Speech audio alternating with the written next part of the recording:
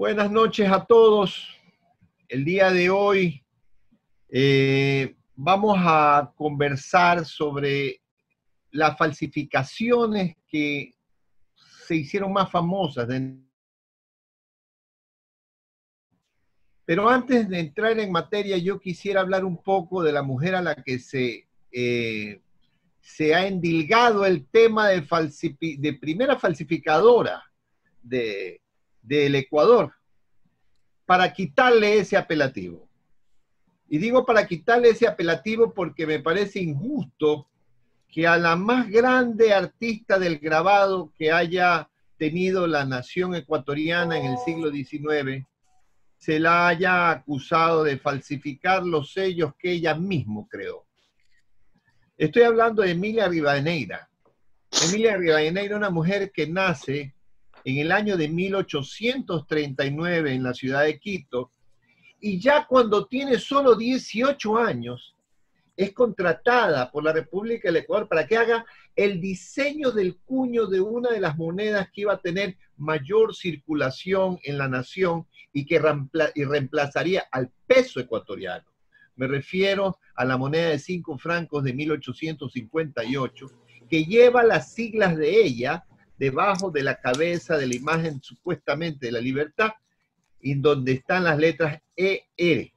Emilia Rivadeneira, poco tiempo después, para el año de 1864, es contratada conjuntamente con su padre, don Manuel Rivadeneira, que era dueño de la tipografía y fundición más importante que tenía Quito y el país quizás, es contratada para que ella diseñe y a su padre haga los primeros sellos ecuatorianos.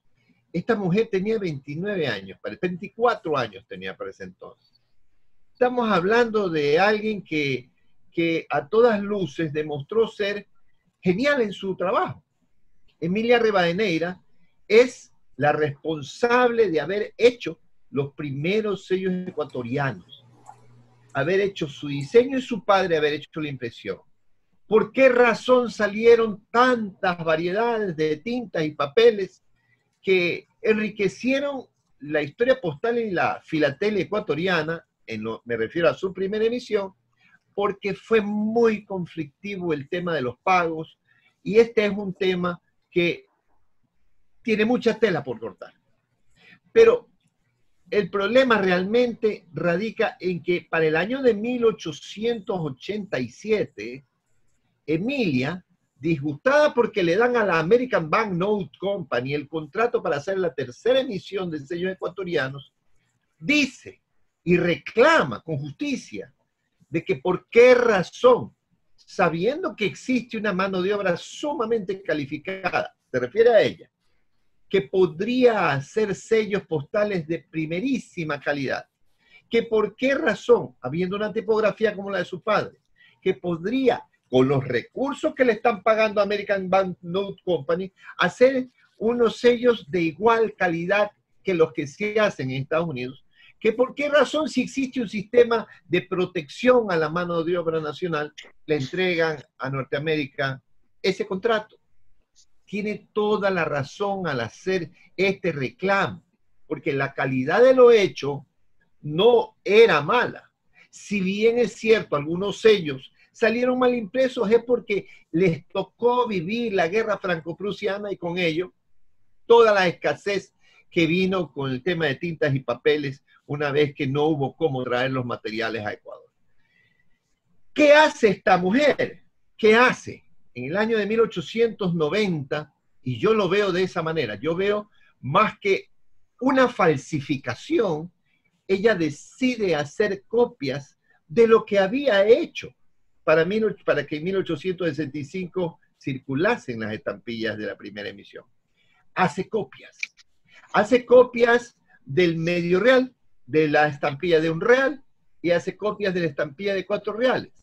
Hace unas pruebas a color para comenzar a hacer copias. ¿Para qué?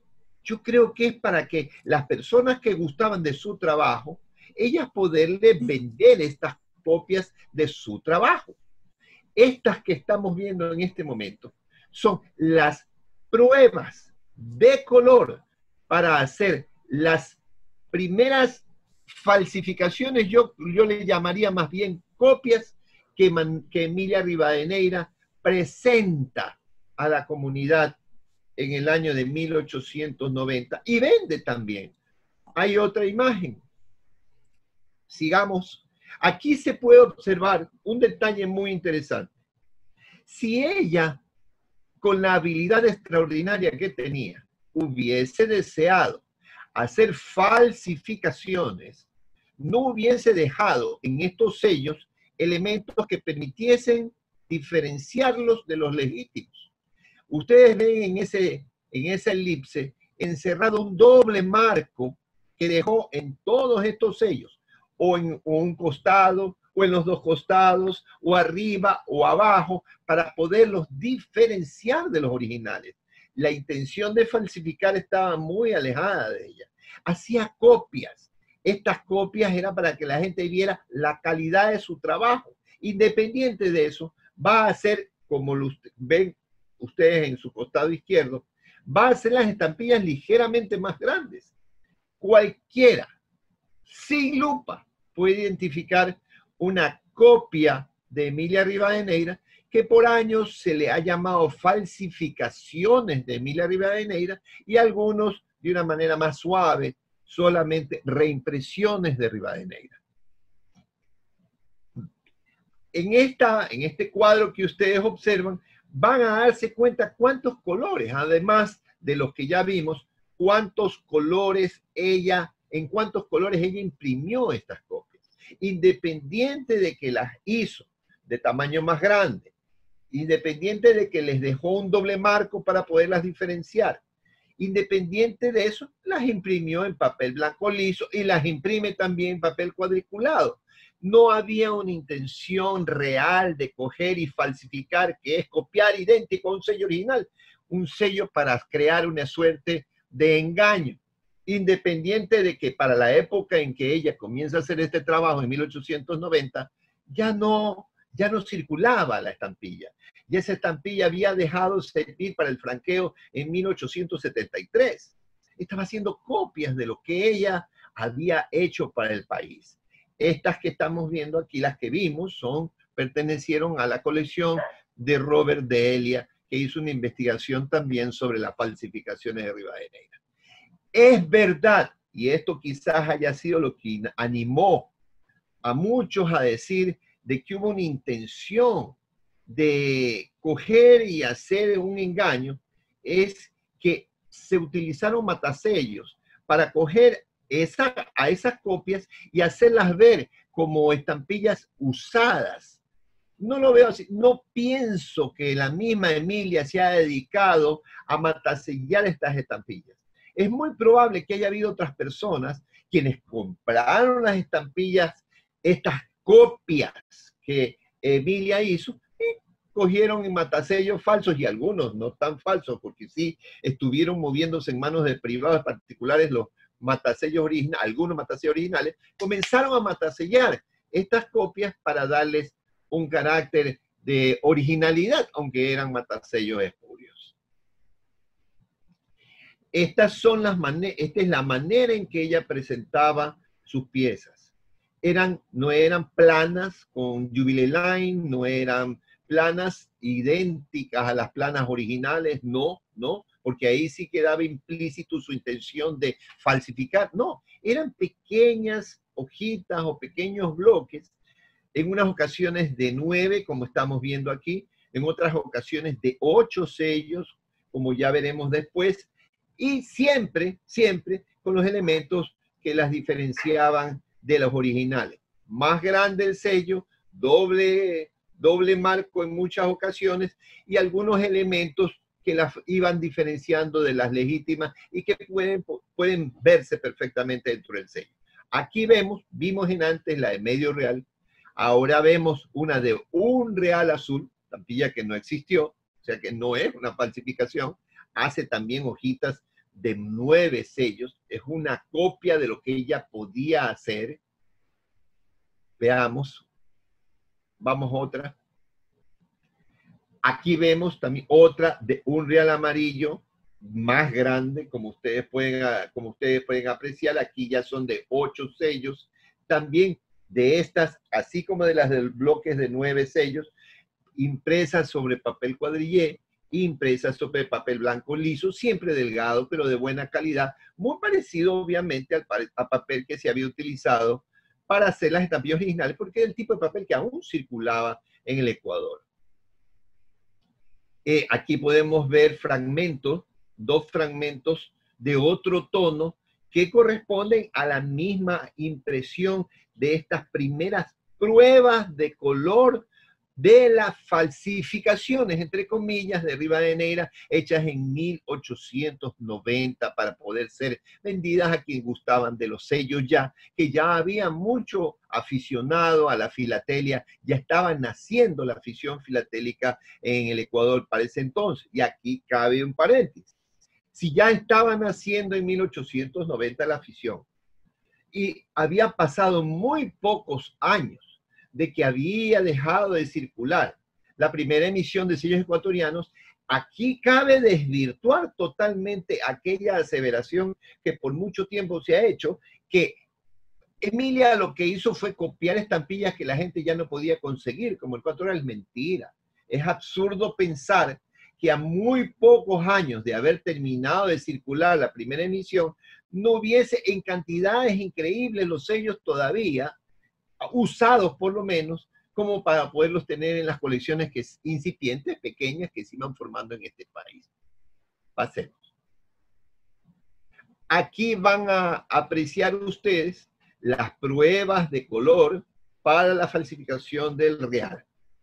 Igual cosa que vimos en las pruebas de color de las de medio real. Negras, azules, rojas, amarillas. También las hay verdes, como veremos en el cuadro que va a venir a continuación. También las hay verdes. Hay distintos tonos. Aquí utiliza, igual que en la anterior, papel cuadrillé y papel blanco liso, pero además ya en esta incluye el papel cuadrillé en sentido horizontal, no el papel cuadriculado en sentido vertical. El cuadrillé de marca de agua me refiero. Esto nos permite ver que hizo muchas pruebas para negociar, para comercializarlas en las hojitas de 8 y 9. Estas pruebas son, vuelvo a insistir con el mismo tema. Esto es para mostrar, es como un souvenir, como algo que permitía allá en la imprenta y fundición de tipos de su padre, permitía en ese sitio en donde seguramente expendió estos recuerdos de tu trabajo de la primera emisión, permitía hacer ver a la gente la calidad del trabajo que ella sabía hacer. Estaba indignada realmente, y lo veo así, con la forma en que había tratado el Ecuador a su capacidad como artista. Y esto lo que hizo fue promocionar el valor de su trabajo. Veamos la otra imagen. Y vuelvo y caigo en lo mismo. Debió haber gente que viendo la calidad de las imágenes de estos sellos que ella estaba haciendo como copias, y que aun cuando eran más grandes que los originales y tenían un doble marco, muchas de ellas, cogieron y matasellaron estas estampillas para poderle dar una imagen de mayor legitimidad. Esto no veo que haya metido mano ella en esto. No existe nada que permita aseverar que fue ella misma la que cogió y canceló estos sellos para que la gente tuviese también la posibilidad de comprar sellos hechos por ella en 1890 y matasellados. Porque aquí ya había una mala intención. Veamos otro. Esta es una imagen de un sello de un real amarillo. Desgraciadamente no se puede apreciar, pero en esta pieza el papel utilizado es el cuadrillé, pero de líneas horizontales. El cuadriculado está en líneas horizontales. Ese papel no se usó en las originales. Ella sí lo usó para hacer los bloquecitos de 8 en sentido horizontal, hizo cuadrillé en sentido vertical y las hizo también en sentido horizontal. Veamos otro.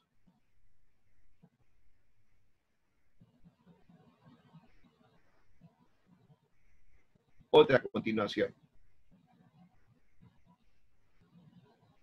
Esta también es de un real, pero en este caso el real verde, también con el cuadrillé, pero, perdón, pero en este sentido, en este caso en sentido vertical.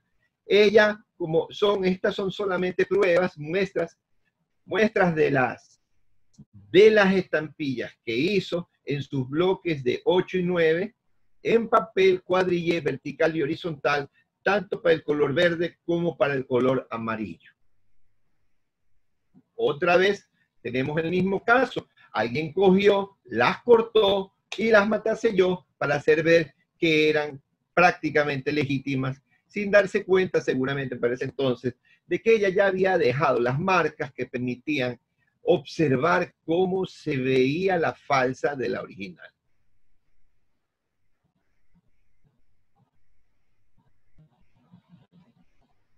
Emilia hace algo que me permite confirmar mi suposición. Coge e imprime en papeles que no se habían utilizado en la primera emisión como un papel azul intenso. Desgraciadamente en la imagen no se aprecia, pero este es un papel azul intenso.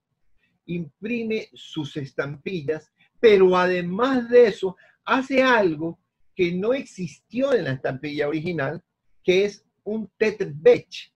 Ustedes ven en la posición 3 y 4 de ese bloque, se aprecian dos estampillas que están en sentido invertido, en posición Tetbech, que es como una curiosidad. Ella lo que hace es sacar esta curiosidad solamente por hacer más pintoresco su bloque. Esto es interesante ver porque aquí no hay intención de copiar algo que pasó, ni de replicar algo legítimo. Está haciendo algo nuevo solamente para hacer más pintoresco su bloque de 8 sobre papel azulado. Esta es la forma en la que presentaba ella o en la que imprimía ella esta primera impresión de pruebas de color en distinto papel para hacer estas copias. Hacía unos bloques, como ustedes observan, en donde estaba el de 9 junto al de 8. El de 8 que vimos anteriormente con el Tetbech en la posición 3 y 4. Estos eran los bloques que ella sacaba impresos. Después los cortaba y quedaban bloques de 9 y bloques de 8. La persona quería comprar el de 9, compraba el de 9. Quería el de 8, compraba el de 8. Pero aquí, una vez más, vemos de que hay el afán de quien los compró de coger y hacer sentir de que eran usadas. Esto pudiera llamarse un bloque precancelado con el matasello Rixen 3154, pero realmente no creo que haya sido ella la que se haya puesto a hacer esto. Yo creo que alguien se puso a hacer esto a posteriori. De esos mismos sellos se encuentran fragmentos usados y de esos mismos sellos, como vamos a ver a continuación, se encuentran sellos bisectados, travesuras de quien sí pretendía engañar a los que no conocían con este magnífico trabajo hecho por Emilia Rivadeneira. Veamos otro. En 1893, nuestra gran artista hace algo que me permite a mí pensar de que debió ser para mostrar a sus estudiantes de grabado cómo se hacían los trabajos de grabado. ¿Qué hizo? El trabajo que había hecho en 1890, esas pruebas de color en diversos papeles, queda a un lado y ella comienza a hacer copias, réplicas de sus estampillas, de la primera estampilla de color que ella había hecho, pero ya del tamaño del original. En el año 1893 ella comienza a dar clases de grabado. Es muy probable de que estas estampillas, que ya las hace prácticamente idénticas a las originales, con excepción de que siguen teniendo el doble margen, porque ella no trata de hacer una réplica para engañar, sino para mostrar de lo que es capaz de hacer. Hace este trabajo que es realmente interesante porque ya cambia. Hay un factor, un elemento que cambia y que las diferencia estas falsas, entre comillas falsas, de las que había hecho 3 años atrás. Estas ya no tienen el tamaño grande que caracterizó a las otras. Estas sí son del tamaño de las originales. A partir del año 1901, el cambio es total. Ella decide hacer planas de 100 sellos. Otra prueba de que no tenía la intención de hacer falsificaciones perfectas es hacer planas de 100 sellos de las estampillas de medio y un real. ¿Por qué es obvio que no había la intención de falsificar? Porque las planas originales, la de el medio real azul, eran solo de 84 sellos. Y la de un real amarillo y verde eran de 90.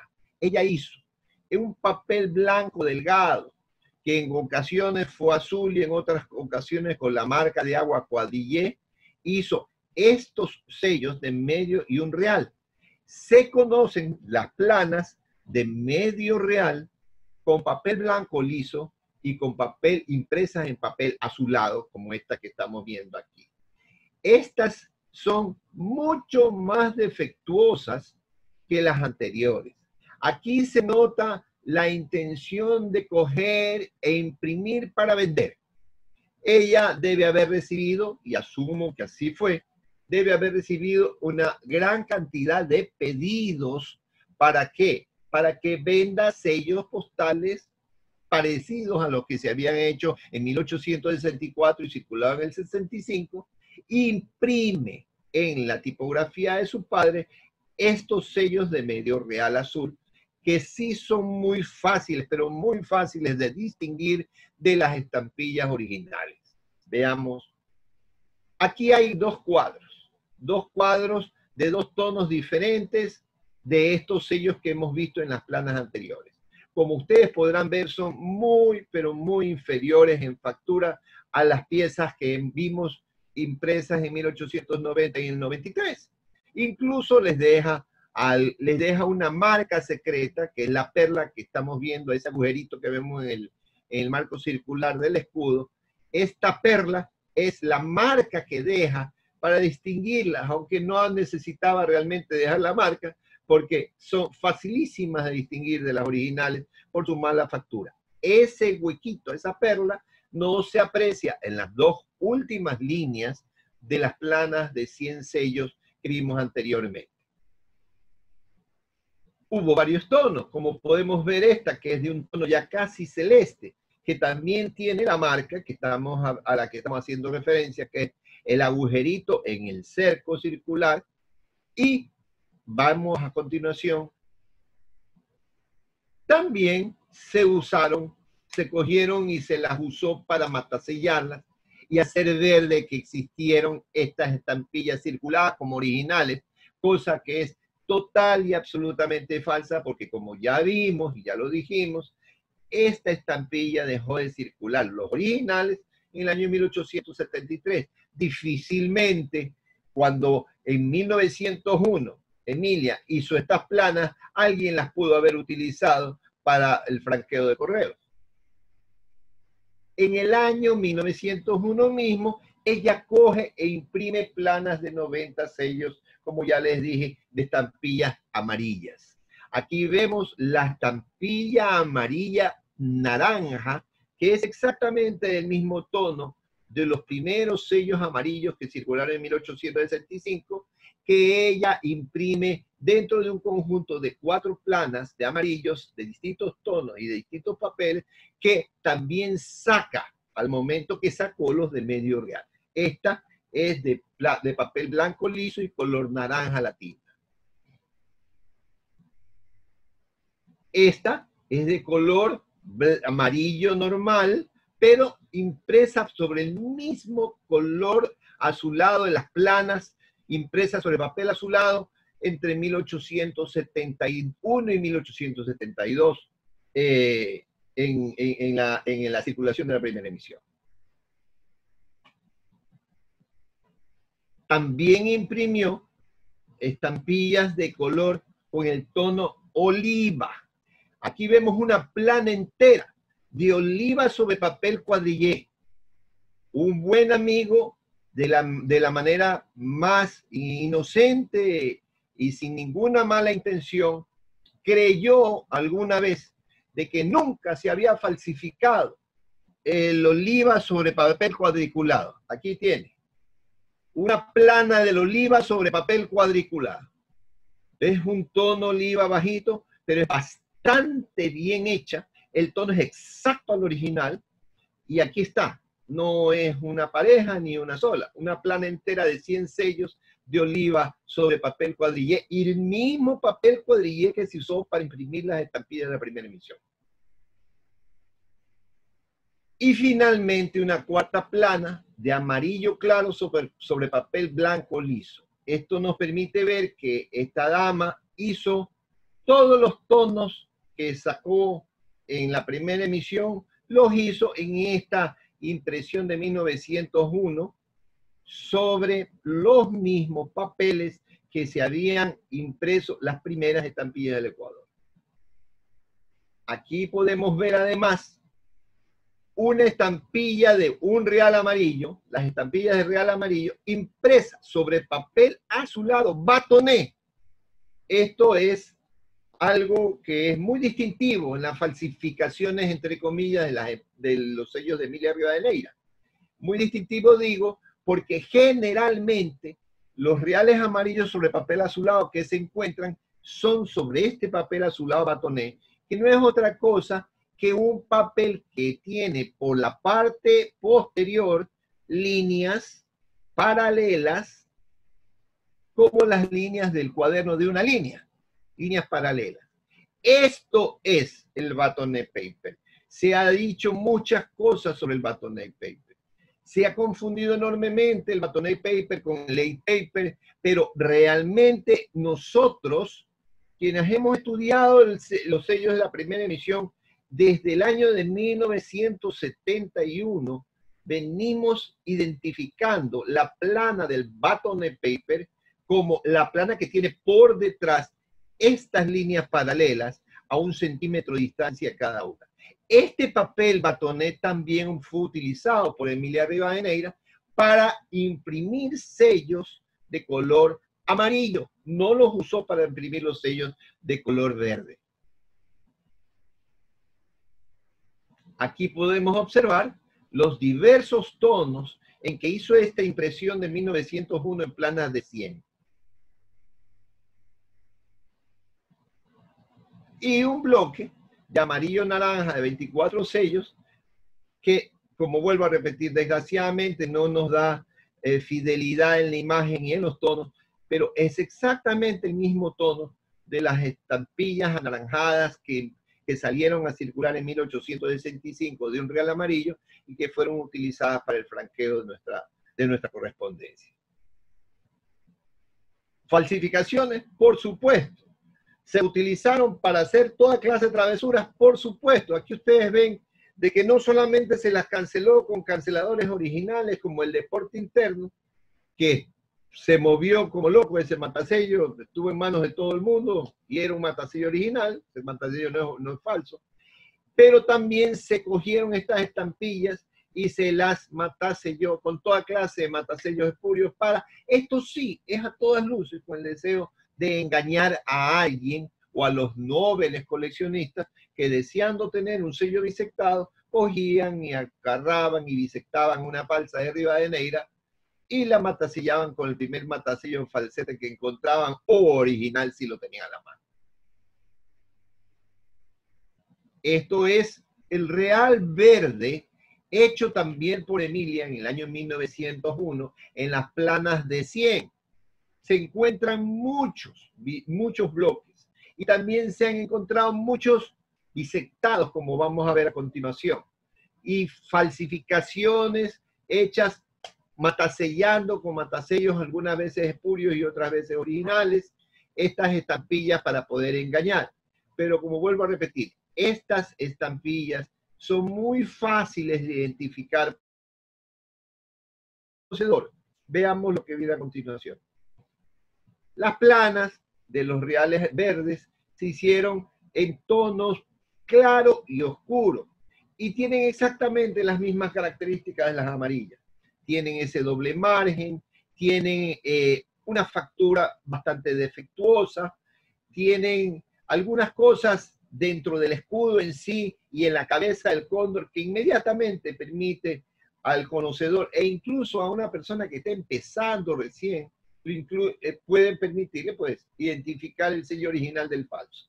Esta es la verde claro de 100 y esta es la verde oscura también de 100, más rara de conseguir que la verde claro, aunque realmente conseguir estos sellos en plana es bastante difícil. ¿Por qué motivo? Porque fueron impresas para venderse no en plana, sino en bloques, para venderse en pedazos. Esto es lo que se asume que intentaba hacer esta dama, venderlas para quien le gustaban los sellos postales, tener también estas pruebas, estas muestras de lo que esta señora sabía hacer. Otro bloque del real verde con su doble marco y sus elementos característicos.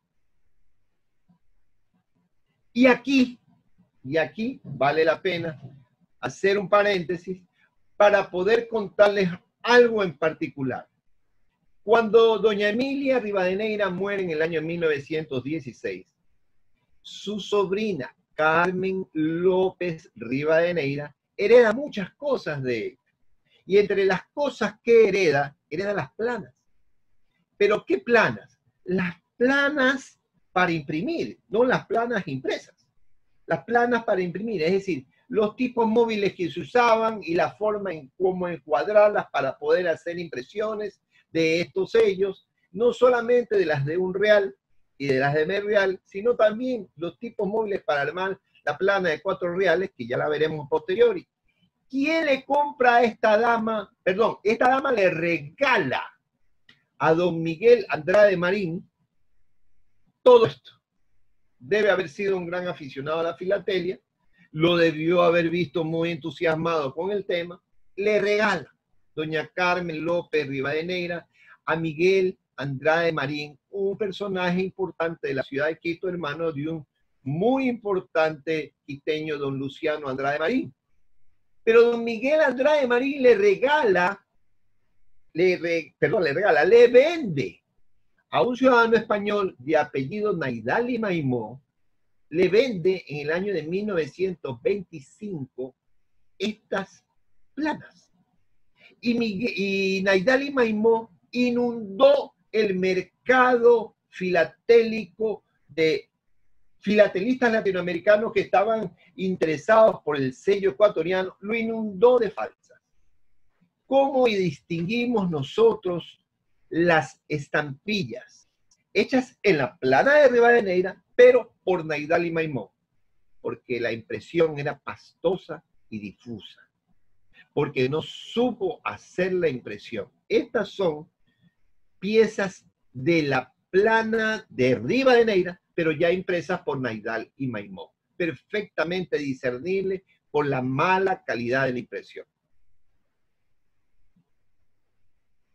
Y entramos en el sello que con justicia uno de nuestros más grandes filatelistas ecuatorianos, el señor Justo Campaña Zúñiga, bautizó como el príncipe de los clásicos ecuatorianos.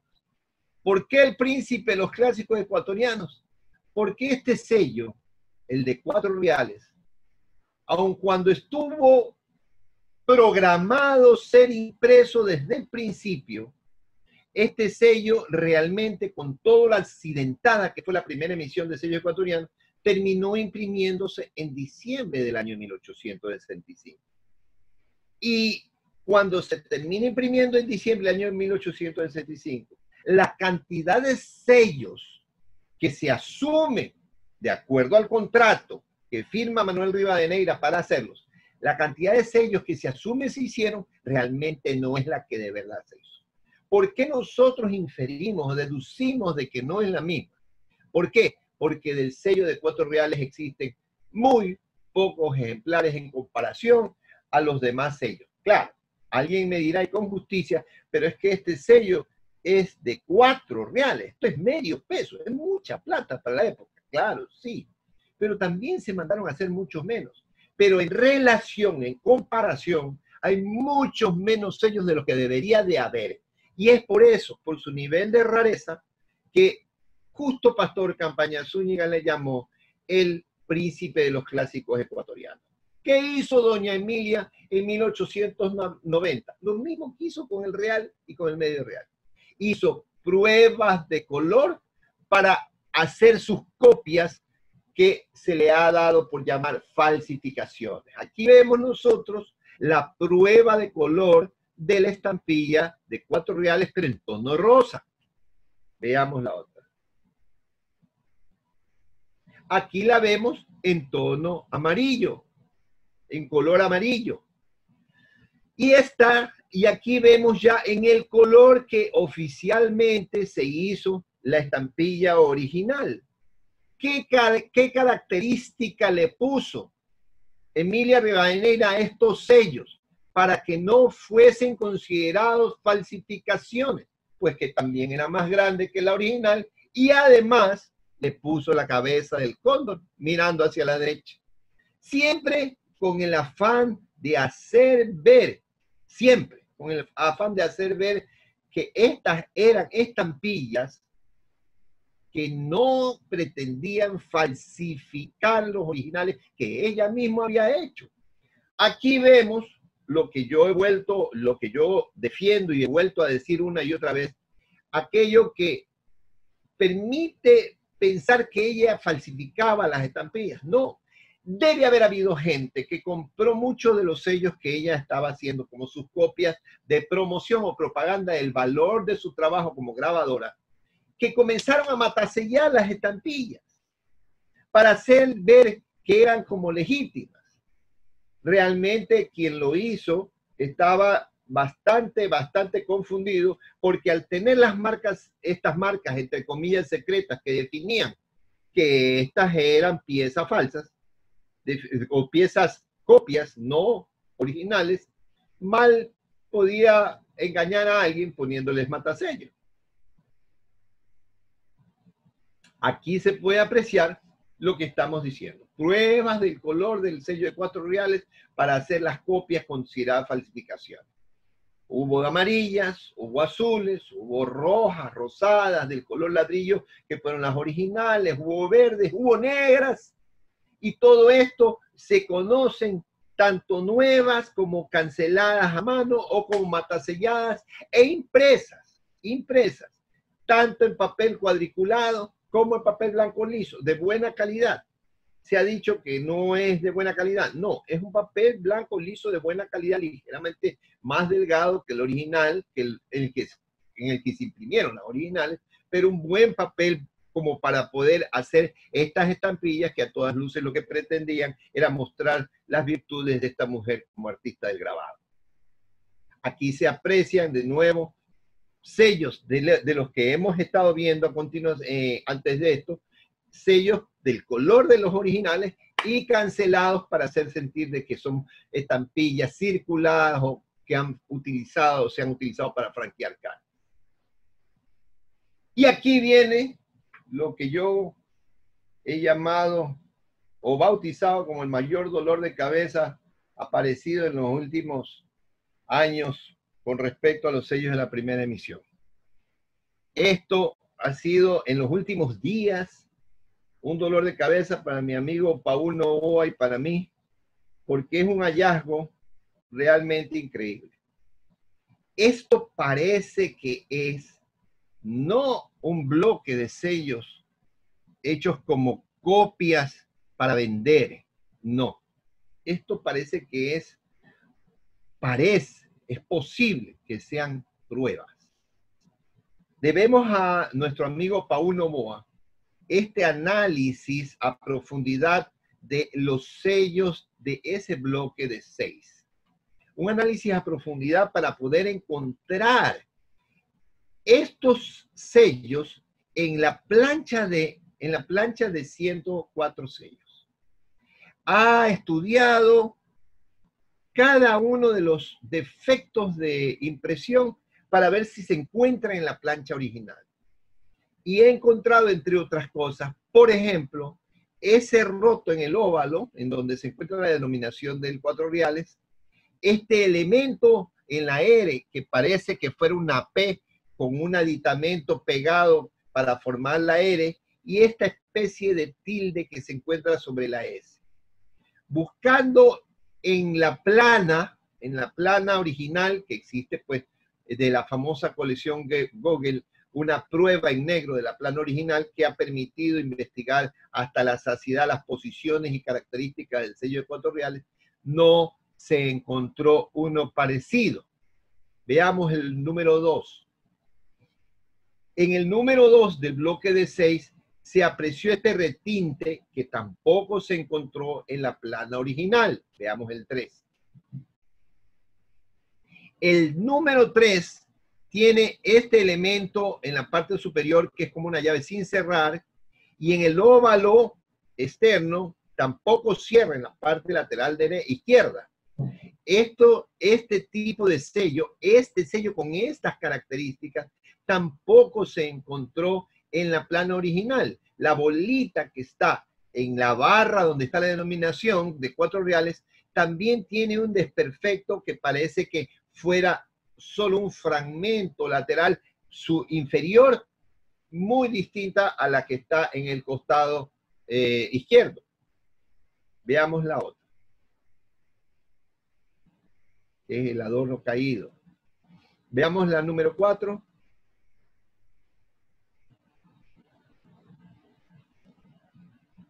En la 4 encontramos que el adorno está incompleto, el adorno que está en la barra de 4 reales está incompleto, tampoco se encontró ese elemento dentro de la plana original. Y en la 5, aquí hay cosas interesantes. Veamos que algunos elementos interesantes de esta pieza. Pero aquí vamos a hacer una suerte de paréntesis, porque quiero que ustedes sepan de que Emilia Rivadeneira, cuando arma la plana original de 104 sellos de 4 reales, hizo muchos tipos móviles, muchos tipos. Debe haber tenido una gran cantidad de tipos móviles guardados, con los que a futuro armará otra plana que ya veremos. Y es muy probable de que esos tipos que originalmente usó para hacer las pruebas de esta estampilla, es muy probable que los haya utilizado para hacer esta hojita de 6. ¿Por qué? Independiente de lo que ustedes están viendo, de que hay un adorno grande hacia la izquierda, ¿verdad? Y uno muy pequeño hacia la derecha, y que tiene también la hoja rota del costado superior derecho. Independiente de eso, van a ver ustedes en la posición número 6 de ese bloque, algo que sí ya nos dejó perplejos. Lo que ustedes están viendo es la posición 76 de la plana original, de la copia de la plana original que perteneció a la colección de Google, en donde se ve como S, una suerte de número 2. Vean ustedes que en la parte superior de esa S de la palabra correos, la raya está plana. Y acá abajo, ustedes ven que está un agujero, ¿verdad? Ok, en ese agujero se van a dar cuenta que es tapado en la posición 76 de la plana original. Entonces, hay dos elementos que nos permiten suponer que definitivamente este bloque de 6 es un bloque de pruebas. No solo porque en la posición 76 de la plana original vemos en la palabra correos el mismo tipo, sino porque abajo, en donde se encuentra el agujero de la posición 6 del pequeño, de la planita de 6, se ve el arreglo, una especie como de regla para cerrar el agujero que se aprecia en la posición 6 de la pequeña hojita de sellos de, asumiendo nosotros, porque no solo lo digo por mí, sino también por Paul, porque lo hemos analizado, consideramos que es una hojita de pruebas. Estas estampillas, digo yo que son el mayor dolor de cabeza que hemos tenido en los últimos años, porque recién se hallaron. Se hallaron en una colección que adquirí a mi buen amigo Miguel Naranjo, que fue dueño de una muy buena parte de los sellos que ustedes han visto y que se integró a mi colección, que era bastante interesante, de sellos falsos, para poder dar origen a la colección que ustedes están viendo en este momento ya estudiada. En esa colección vino este bloque de 6. Vino como lo que nosotros suponíamos que era una de las falsas que ella debió hacer ya en 1893 cuando comenzó a dar sus clases de grabado. Pero cuando comenzamos a ver que existían muchas estampillas de 4 reales rosadas en nuestras colecciones, idénticas a estas, prácticamente imposible de diferenciar de una legítima, se prendió una luz roja y dijimos, no, ¿qué es esto? Aquí acaba de aparecer lo que realmente puede llamarse una falsificación total y absolutamente perfecta. Pero ya analizando esto, el mismo Paul, que mismo esto, dijo, no, es demasiado buena para que sea falsa. Debe ser una prueba y comenzó la investigación que ustedes han podido observar anteriormente. Pero veamos, continuemos con la falsa de Rivadeneira del 4 real. Aquí vemos un bloquecito de 9 sellos, ya del tamaño correcto, del tamaño de las estampillas originales, que son de los que ella comienza a hacer en 1893. Estas ya son hechas en 1893. Estos sellos tienen todavía la marca del cóndor mirando hacia el otro lado, pero son estampillas que ya tienen el tamaño de los originales. Veamos otras. Existen de diversos tonos, pero ya tienen una factura mucho mejor. Aquí viene una falsificación, totalmente falsificación, que le hemos llamado la de los círculos extremos. ¿Por qué? Porque si ustedes ven la barra donde está la denominación 4 reales, tienen círculos que rematan en donde que están total y perfectamente circulares. Esto no es parte de las legítimas. No son las legítimas así. Las legítimas son unas perlas aplastadas, achatadas en todos los sellos de la plana original. ¿La hizo Rivadeneira? Hay quienes dicen que sí. Si no la hizo Rivadeneira, ¿quién la hizo? Es realmente a todas luces una estampilla que no intentó copiar exactamente como era la original. Y además venía implícito el deseo de satisfacer la necesidad de los coleccionistas. ¿Por qué? Porque en la misma pareja vienen sellos con óvalo y sellos con círculo, que son las dos variedades típicas que se observan en la plana original. Pero esta estampilla, si se la hizo como falsificación y con la intención de coger y engañar, ¿por qué le pusieron el marco? Si las estampillas originales no llevan el marco, ¿por qué le hicieron esas bolas tan perfectas, esas perlas tan perfectas? Además, si uno analiza las características de la cabeza, el cuello, las alas del cóndor y las características de el caduceo, la vela y la bandera del buque a vapor, y las características del sol y la eclíptica, comparadas con la original, estas estampillas son totalmente diferentes. Se las atribuye a Rivadeneira. pero se las atribuye. No estoy completamente convencido de que hayan sido hechas por ella. ¿Por qué? Porque son defectuosas en el parecido y ella no era sino una extraordinaria artista del grabado, que lo que pretendía con la creación de todas estas copias era dar a conocer la calidad de su trabajo. De estas estampillas sí hay un sinnúmero de intentos de engaño a los coleccionistas. Existen las falsificadas con matasellos, algunos con características originales, no originales, pero parecidos a los originales. Veamos la otra imagen. Otras mataselladas con matasellos definitivamente espurios, en diferentes tonos, porque las encontramos en diferentes tonos, y unas que realmente ya tienen matasellos completamente fáciles de distinguir como falsos. Aquí ustedes pueden observar y se pueden distinguir los sellos obviamente por las perlas. Es lo primero que la gente ve cuando ve esta falsificación.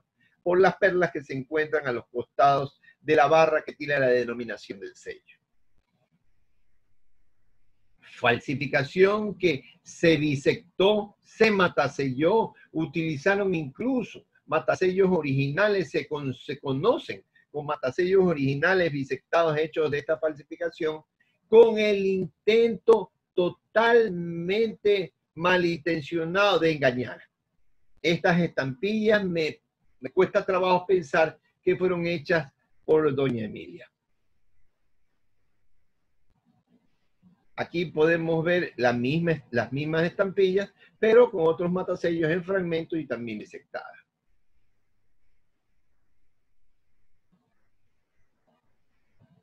Y detalles, obviamente detalles que nos permiten ver lo diferentes que son de las originales.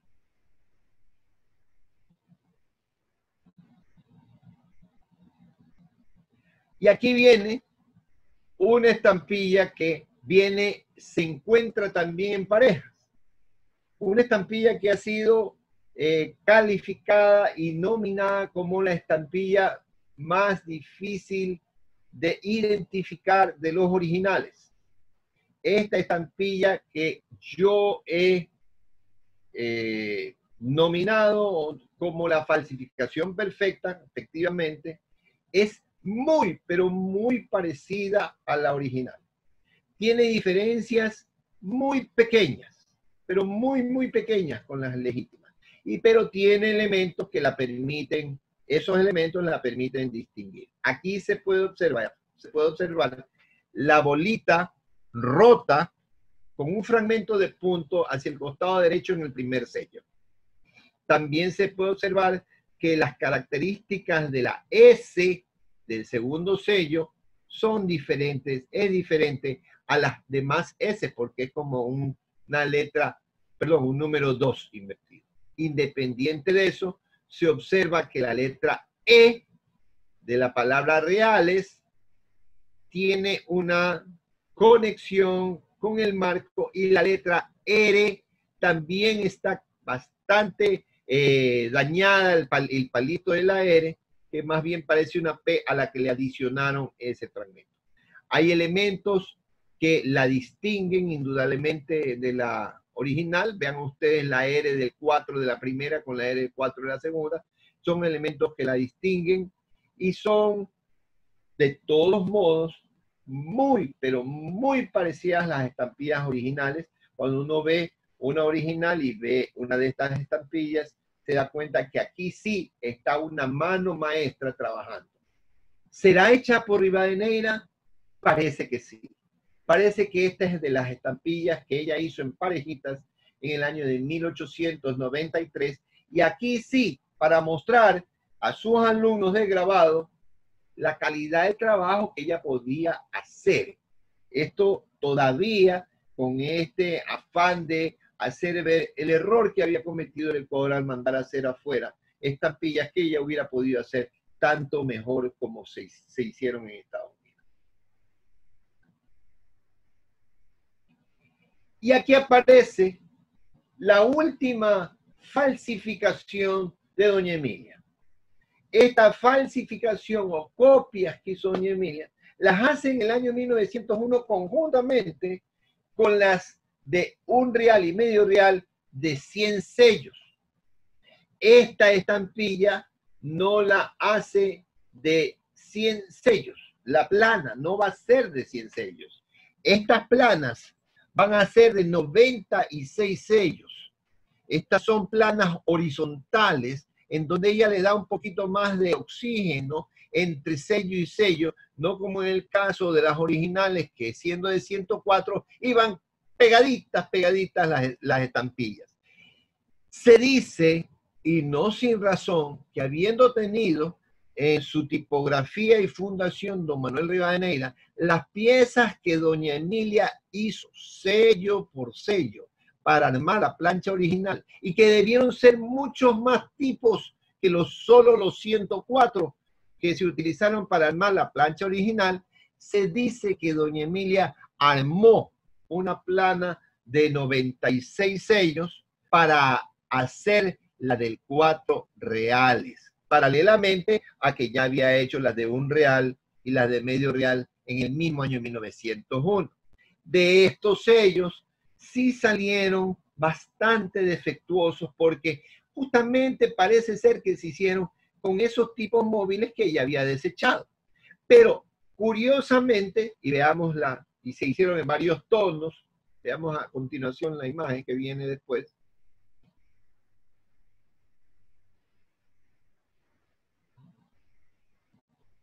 Veamos la otra imagen.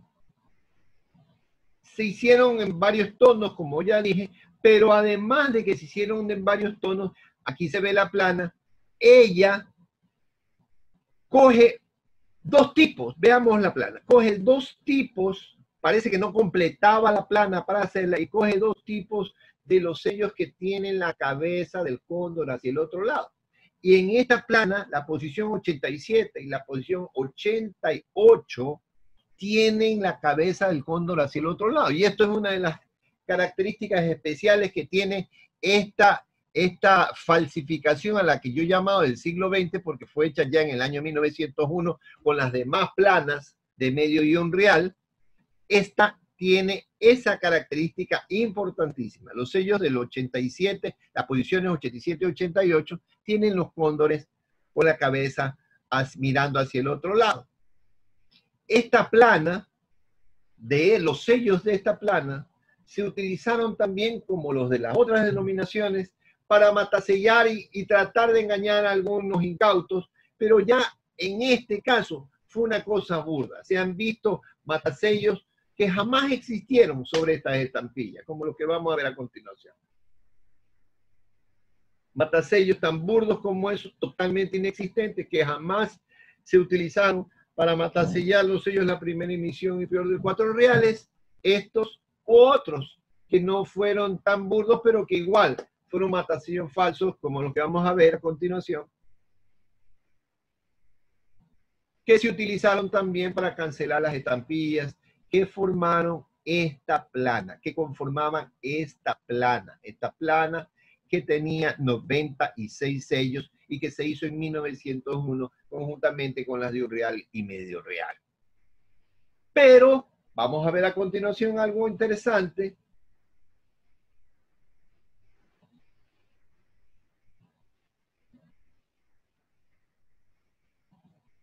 Veamos a continuación la imagen. En 1924, veamos a continuación, estas son falsas iguales de las que hizo, de las mataselladas.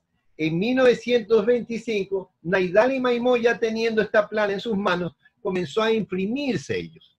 Comienza a imprimir sellos que, como les dije anteriormente, inundaron el mercado europeo y americano, pero que son muy fáciles de discernir que son ya los hechos por él. ¿Por qué?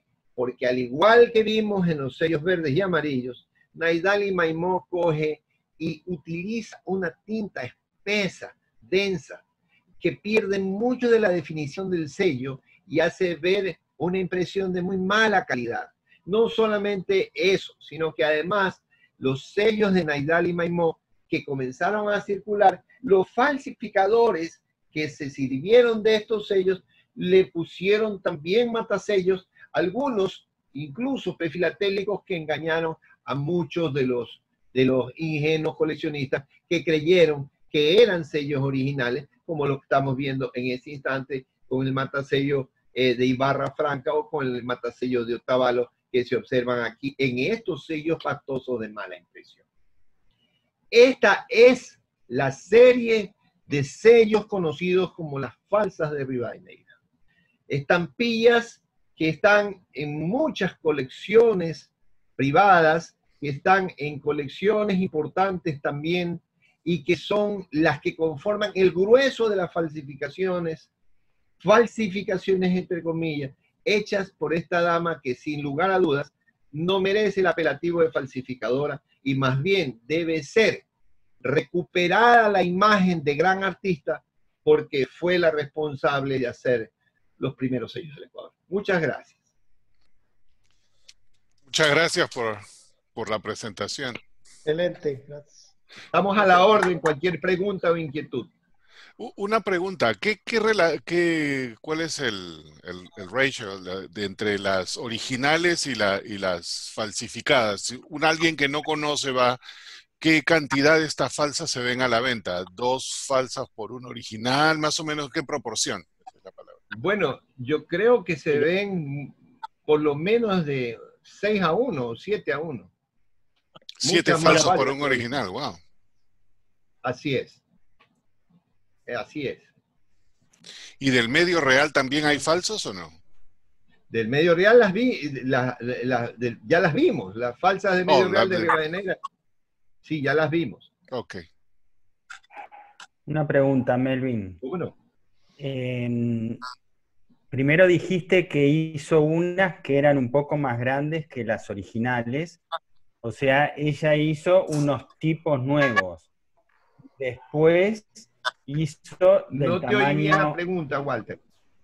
Perdón. Creo haber escuchado que primero hizo unas falsas, entre comillas, que eran de un tamaño mayor al original. O sea que hizo tipos nuevos. Y después hizo del mismo tamaño que las originales. O sea, usó los tipos que había usado en 1860 y pico.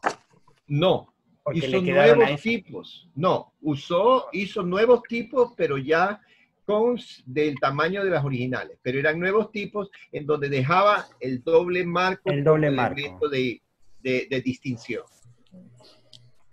Pero lo que no entendí es, ella esas impresiones que hacía, ¿las vendía a los coleccionistas y le decía que eran hechas ahora o las vendía y no le decía nada?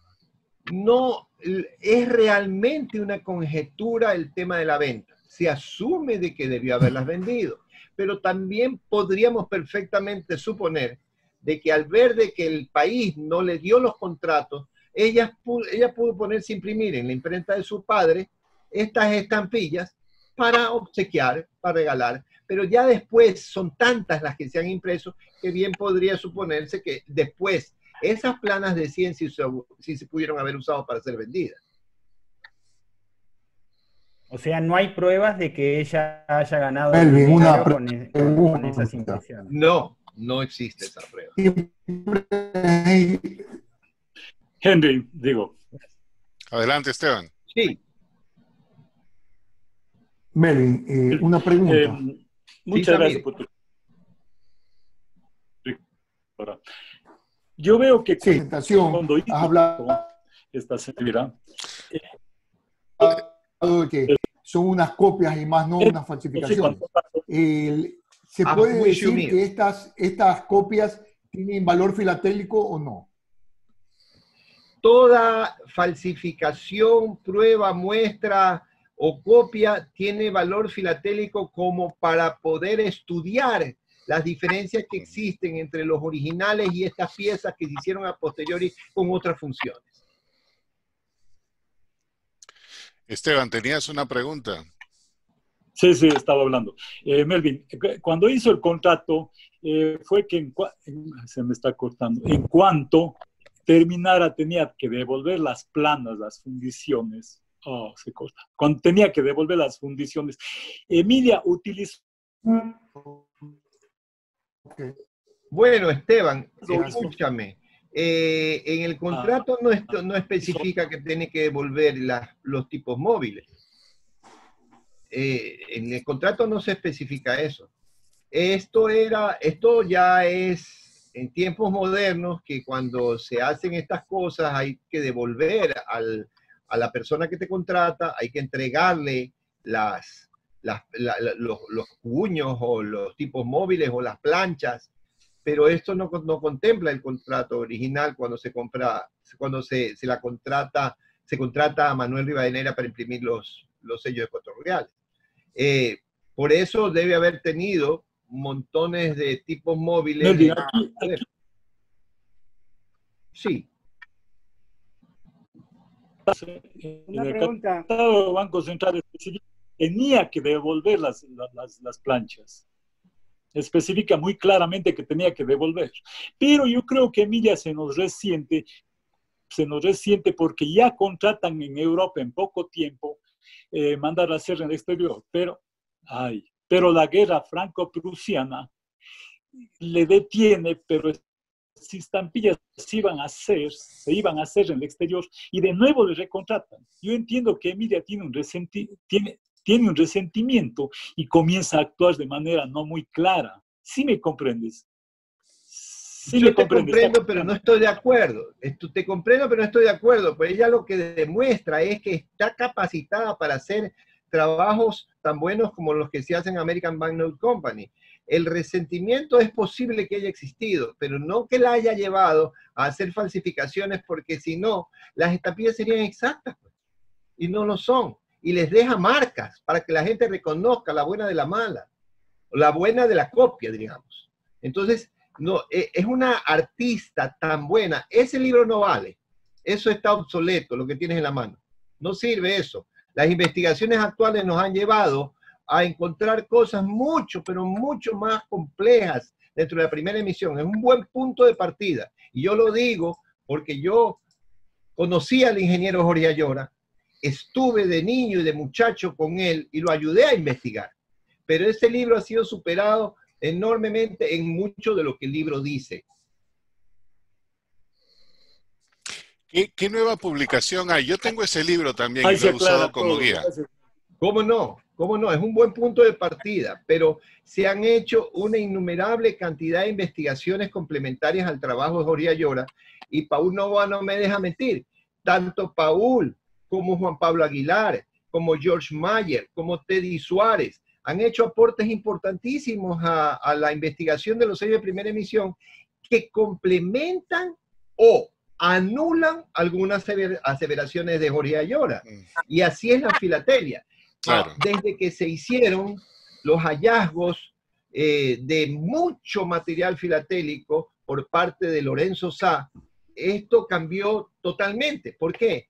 Porque ya el análisis modal, que es el análisis que se hace sobre el sello, no el análisis que se hace en base a la investigación documental, sino el análisis que se hace sobre el sello y sobre acumulación de sellos, nos permite hablar sobre papeles diferentes, nos permite, que nunca tocó Ayora, nos permite hablar sobre matasellos distintos, sobre matasellos cuando aparecen realmente y su vinculación con los tonos de sellos para ver cuándo mismo es que aparecen ciertos papeles y ciertas tintas, y nos permiten hablar cosas que él no habló. ¿Por qué? Porque le faltó material.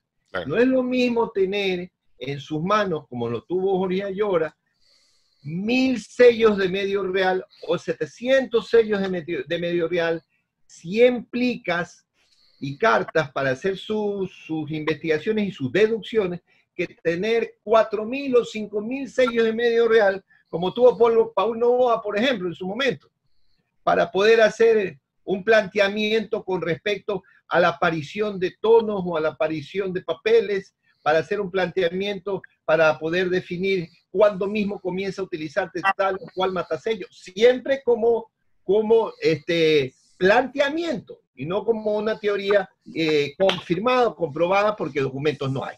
Entonces sí es importante destacar de que, si bien es cierto, el trabajo de Ayora es importantísimo como punto de partida, no es el non plus ultra de los estudios sobre la primera emisión. Se ha hecho muchísimo de aquel entonces hasta la fecha y se ha descubierto mucho y se siguen descubriendo, En el campo incluso de las falsificaciones, el día de mañana ustedes podrán observar una falsificación de locura que encontramos en un lote de sellos que recientemente conseguí, que siguen dándonos sorpresas, como el bloquecito de 4 reales que ustedes acaban de ver, que rompe esquemas completamente. Gracias. Julio César, creo que quieres preguntar algo. Yo estaba diciendo que había una proporción de 1 a 6, por lo tanto, se imprimieron muchísimos sellos en 1893. ¿Quién financiaba eso? ¿De dónde sacaban el papel? ¿Cómo hacía la tinta? O sea, si la chica esta de Bandereira no le pagó el correo, no le pagó a su tiempo, ¿cómo se financiaba y por qué imprimió tanta cantidad si solamente quería demostrar que era un uso, su calidad de trabajo, no tantas impresiones? Una proporción de 1 a 7, 1 a 8 son cientos de pliegos. Bueno, eso hay una contestación muy fácil para eso. Y la contestación es de cuáles son las que están en el mercado falsas. Las estampillas que se ven en el mercado falsas, en esas proporciones de 6 a 1, 7 a 1, 8 a 1, una original y 8 o 7 falsas, son las de Naidal y Maimó. Este es el que inunda el mercado de falsas. Con las planas de ellas, sí, pero es él el que inunda el mercado de falsas. Las otras copias que hemos visto en esta charla son rarísimas. Uno encuentra 5, 6 originales y no encuentra una hojita de esas. Uno encuentra 10 originales y no encuentra una hojita de esas. Es dificilísimo hallar esas hojitas hechas por la Rivadeneira. Pero las que hacen Naidal y Maimó son las que inundan el mercado. Es otra persona entonces. ¿Y este Naidal y Maimó también solo falsificó de Ecuador o de otros países? Otras cosas? Él hizo las de Ecuador. Él Solo hace Ecuador. las de Ecuador, porque él coge y le compra a este señor Miguel Andrade Marín, le compra estas planas y vio, pues me imagino que haber visto, aquí está el negocio, ¿no? No, él lo que hace el mercado español y el mercado latinoamericano desde España. Wow. Ahí yo tengo un comentario. Como, digamos, yo discrepo un poco de la posición de que hay buena voluntad en este caso, porque pensando en otro ámbito, hay una muy buena cantidad de sellos. Hay, como tú dices, primero no devolvió los tipos porque no era parte del contrato, pero eso no significaba que debía usarlos. Segundo, en cada uno de los sellos que hace le pone, como tú dices, una marca, pero probablemente era para evitar que le digan, oiga, usted está falsificando. Y entonces se metía en un problema. Y entonces dice, no, esta no es una falsificación. Esta es una reproducción similar que yo puedo hacer lo que yo quiera con ella. Así es. Entonces, en realidad, para mí el tema de buena voluntad en este caso, yo personalmente no lo veo así. Obviamente respeto tu posición, Merlin, pero yo creo que sí había una necesidad, tal vez, sí por resentimiento, pero luego también es por la oportunidad, de ver la oportunidad de sacar o lucrar de la venta de estampillas, con variedades, con ejemplos. Es el mismo hecho de que imprime las de TTBC o las que están invertidas.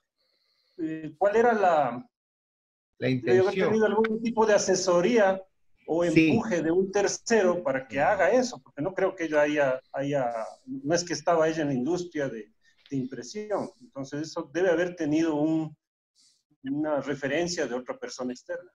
Sí, yo creo que tienes toda la razón cuando dices de que ella debió de tener algún asesor filatélico, porque si no, el TEDx no tendría razón de existir, ¿no? Y ella como grabadora, ¿qué podía saber sobre la existencia de TEDx? y el tipo de rareza que pudiera estar formando al hacer en ese bloquecito eso. Es verdad también que debió existir resentimiento en ella, pero no creo que hubiese sido un tipo de artista que necesitara comercializar estas cosas para poder cubrir algún tipo de necesidad. No creo que la haya tenido, porque esta mujer, quien revisa su biografía, es una mujer muy exitosa como artista.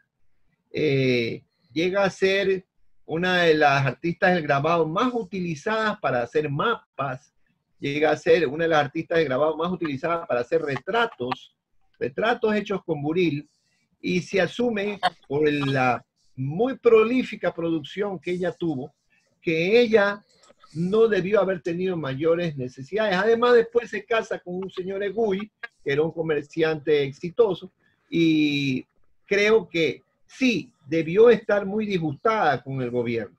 Debió ser parte de ese disgusto lo que la impulsara a hacer lo que hizo, como ya lo dije yo, pero creo que si bien tú tienes parte de razón, también creo que mucho de lo que hace al principio y que lo hace totalmente distinto a los originales, como bien dices tú, para en un momento determinado, si alguien le reclama decir no, son copias, no tiene una mala intención. Primero, porque no se podían utilizar ya para el franqueo, porque estaba prohibido franquear desde 1873, con sello de la primera emisión. Segundo, porque les define diferencias.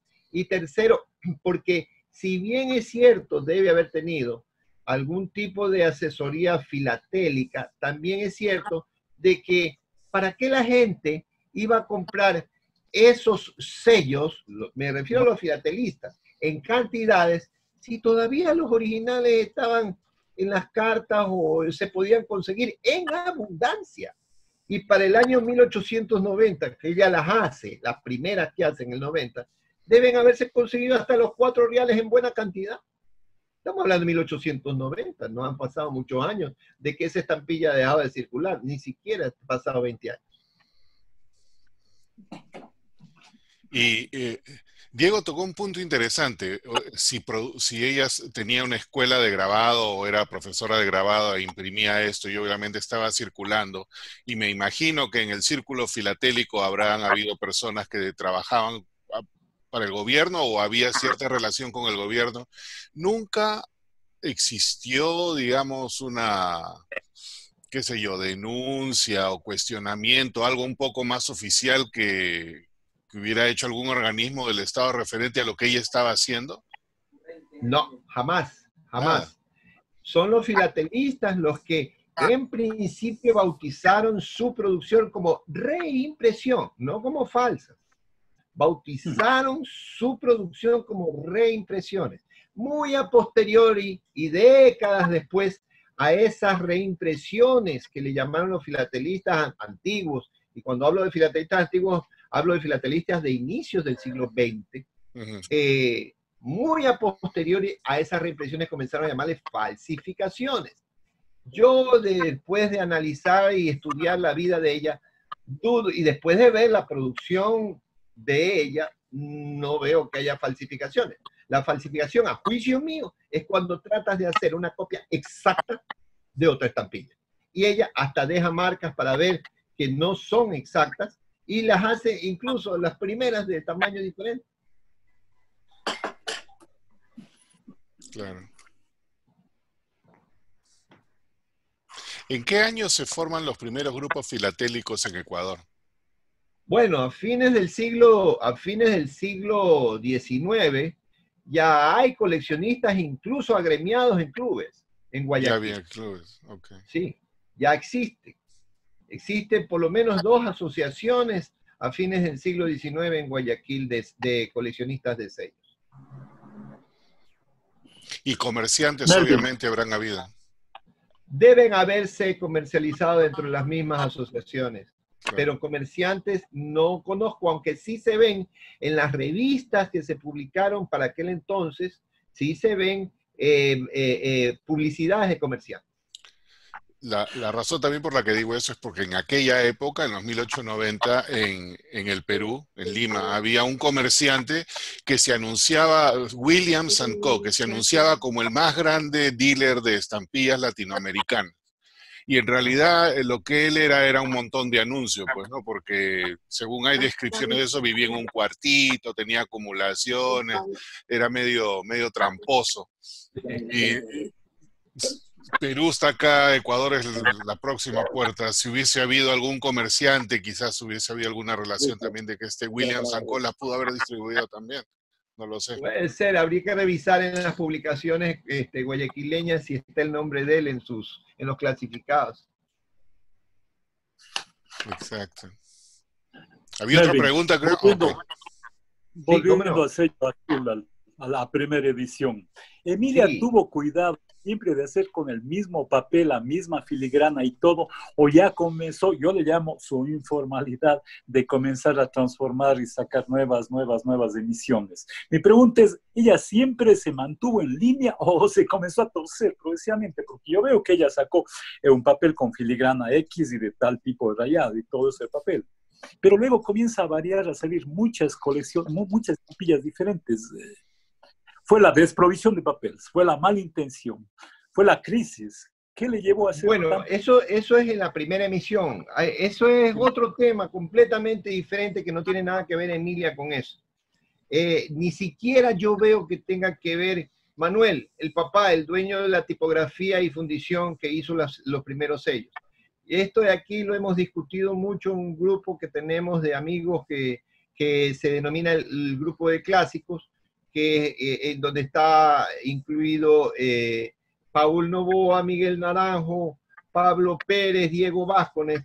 Hemos discutido este tema y yo creo que tiene que ver mucho con la falta de recursos que tuvo Manuel Rivadeneira para poder ir cumpliendo con su contrato. Él supuestamente tenía que entregar todas las estampillas para que todas estuvieran listas para ser ya utilizadas en 1865. Sí, pero le han de haber pagado una décima parte de lo que costaba hacerlas. Y este señor a lo mejor no tuvo la precaución de que en el contrato dijera, bueno, 50% tiene que, de lo que cuesta hacerlas, tiene que darme antes. ¿Por qué? Porque sí hay una denuncia de que el hombre no está cumpliendo con el contrato, ¿ya? Y que esa denuncia dice, incluso piden prisión para él. Pero qué, oh sorpresa, a los pocos meses de que están pidiendo prisión para él porque no cumple el contrato, y recordemos, es García Moreno el presidente de la República en ese entonces, con ese hombre no se jugaba, lo contratan de nuevo y vuelve a trabajar de nuevo con nuevas impresiones de sus sellos. ¿Qué nos deja ver eso? Hay unos documentos que fueron encontrados por Juan Pablo Aguilar y que nos muestran cómo este hombre va recibiendo pagos, 6 o 7 pagos, entre 1865 y 1870. Quiere decir de que para hacer la cantidad de sellos que dice el contrato original, este hombre tuvo que ir recibiendo poco a poco la plata. ¿Y qué es lo que pasa? No tenía un abastecimiento total de la cantidad de tinta y papeles que requería para hacer toda la emisión. No, porque no tenía la plata. Entonces, a medida que le iban pagando, compraba papel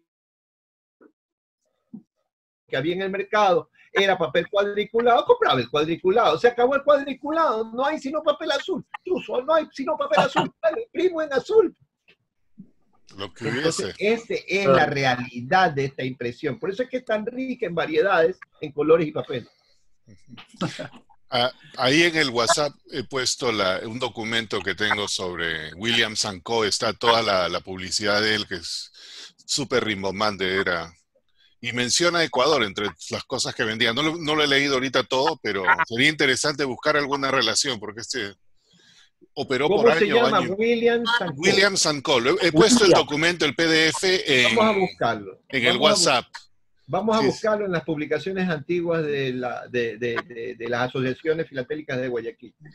Debe estar. Sí, yo estoy haciendo un pequeño artículo de este señor y es la razón por la que pregunto. Y él se anunciaba por todas partes, inclusive la American Philatelic Society, en ese tiempo tenía otro nombre, también se anunciaba y ya lo denunciaron, la Royal lo denunció como estafador, o sea, cosas de ese tipo, ¿no? Me gustaría saber si algo existió en Ecuador. Habría que, si Elvis Vélez está, sí, Elvis, estás aquí, ve. Elvis conoce perfectamente en la biblioteca del Club Filatélico Guayaquil las publicaciones de fines del siglo XIX que tenemos. Habría que chequear en esas publicaciones, Elvis, si está este señor William Sanko como en algún anuncio clasificado, y ahí sería interesante para poder contribuir con Henry y su trabajo. Lo buscaré luego y habrá que publicarlo acá. Claro. Gracias. ¿Alguna otra pregunta? Me rompió todos los argumentos, perdón, me rompió todos los argumentos decir que este libro no sirve para nada. Eso es culpa de mis mentores. Es un punto de partida, no es que no sirve para nada. Sí, la información ha sido actualizada. Esa es la... Claro, está actualizada. Perfecto. Mis mentores son los que tienen la culpa. Gracias. Melvin, muchas gracias. Nuevamente. A la orden siempre, mañana terminaremos. Y el día de mañana tenemos la segunda parte, ¿no? La competencia de Rivadeneira. Sí. Perfecto. Gracias, Dios. Muchas gracias, muy buena la charla. Gracias. Viendo el calendario, estamos ya en 107, qué increíble. Ayer hemos subido 10 nuevas charlas. Fernando Prato me ha mandado 2 más que todavía no están ahí, o sea, estamos por los 109. Si algo bueno salió del COVID fue que al final de esto alguien nos va a tener que dar pues un diploma de Másters en Filatelia Latinoamericana y asociados. Eso por ahí. Y en el ranking de los videos se ve que David Brown, que no está acá, debe estar ocupado. Alguien decía de que le estaba pidiendo a sus hijos que... Ah, sí estás. Oye, ya estás de número 1, o casi número 1. Es que me ayudó Héctor. Lo desbancó a Héctor. Y ahora va por Dayana. Sí, estoy viendo eso. No, pero Dayan tiene mejor video que yo. 4.18 de los cuentos contra 4.32.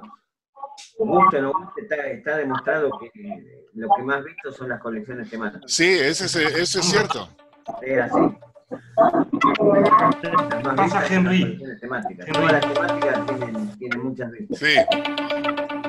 Henry, es más fácil para el público en general ver una colección de puentes o de perros que de la primera emisión de México, que es algo más local. Claro. Entonces llama más la atención en cualquier país del mundo una temática que una muy buena conferencia de México, de Guatemala. Exacto, totalmente de acuerdo. Es más abierto para el público. Totalmente. Le tengo fe a la historia postal social. Cuando llevamos los juveniles a las exposiciones, lo que más a los juveniles son las mariposas, las cosas coloridas, cosas muy sencillas, pero es lo primero que miran. Sí. Henry, acaba de animarte. No, sí, yo lo tomo en broma, todo lo que quieras, pero así en algún momento algo haré. Va a salir mal, yo sé, ya me dijeron que me van a dar 59 puntos. Está bien, acepto eso desde ahora. Así que no hay problema. Está escondido. Pero no te preocupes, lo puedes hacer en la charla 356. Exactamente. Yo que soy un principiante en la filatelia, veo que lo más interesante de la filatelia realmente es la temática, y si dentro de la temática entra el componente histórico, le da muchísimo valor a la filatelia. Lógico. El componente histórico es fundamental en esto. Yo les agradezco a todos mis compañeros y les felicito. Soy nuevo y estoy aprendiendo todo el tiempo. Ahí, en esa parte, insisto con la historia postal social, que mete la parte esa histórica social sumada a la historia postal tradicional, ya van a ver. Ahí creo que le podemos competir a la temática. Vamos a ver si lo logramos. Inclusive, digamos, lo que se llamaría la historia postal de todo el tiempo ha evolucionado, ¿no? Porque primero eran los rates, las marcas, las rutas, los servicios, y ahora es la evolución, que en realidad es también como un tema, pues no cómo evoluciona el correo, y eso lo hemos visto con las presentaciones de Walter, la presentación de Jaime y otras. Mi colección de historia postal de Lima es así, es combinando todo, la evolución de la historia postal en la ciudad de Lima.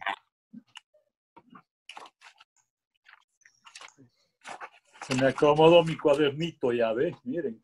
No caiga, Henry, no caiga. Mantente fuerte.